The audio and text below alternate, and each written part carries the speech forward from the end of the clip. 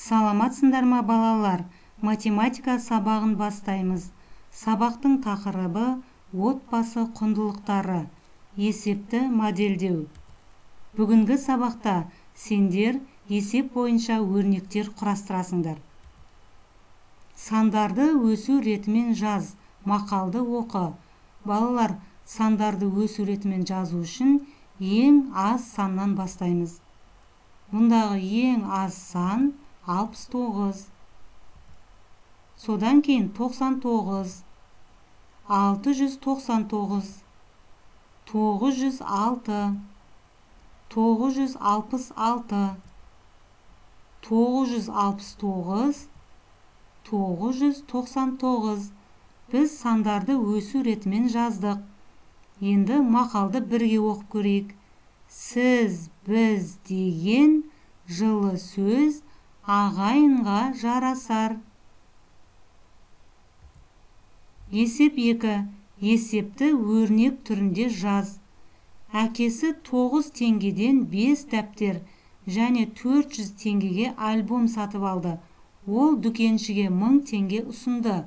Дүкенші әкесіне қанша теңге қайтарады? Балалар, сендер экраннан 5 дәптерді көріп тұрсыңдар. Әр дәптер 9 теңгеден және альбомды 400 теңгеге сатып алған. Ол дүкеншіге 1000 теңге берді.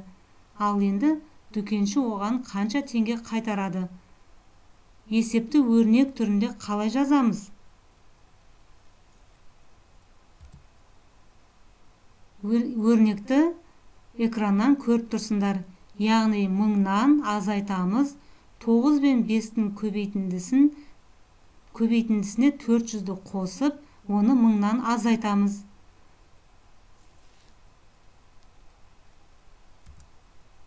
9 бен 5-тің көбейтіндісі 45-ке тең.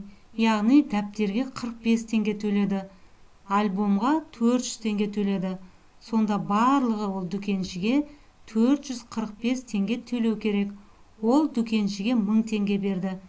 Ал дүкенші оған 555 теңге қайтарады. Есеп 4. Сатушы 9 сатып алушыға 3 килограммнан мандарин өлшеді. Сатушы барлығы қанша килограмм мандарин өлшеді? Экранға мұқият назар аударамыз. Яғни сатып алушыға 9 сатып алушыға 3 килограммнан мандарин өлшеген. Сендер экраннан 9 сатып алушының 3 килограммнан алған мандаринін көріп тұрсыңдар. Сатушы барлығы қанша килограмм мандарин өлшеді?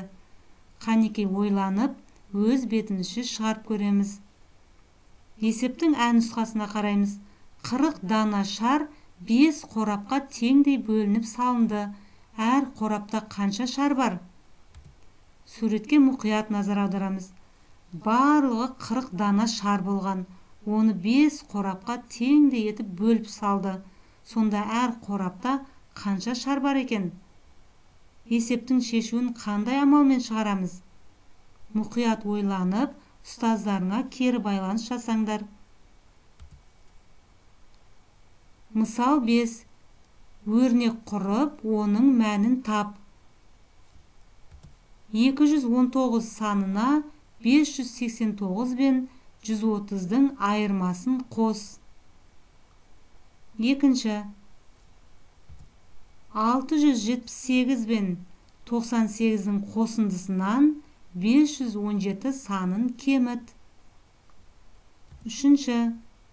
900 санынан 859 бен 214 сандарының айырмасын азайт.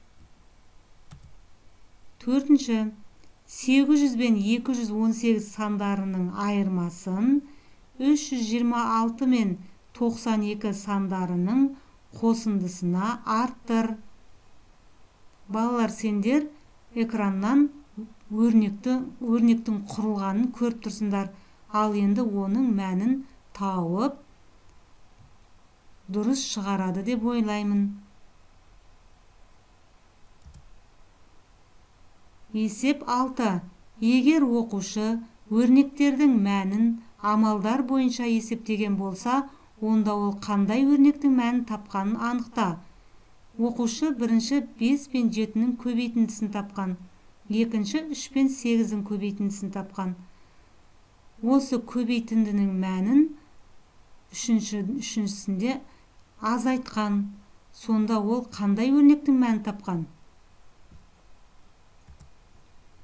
Иә, оқушы бірінші 5 пен 7-нің көбейтіндісінен 3 пен 8-дің көбейтіндісін азайтқан. Жауабы 11.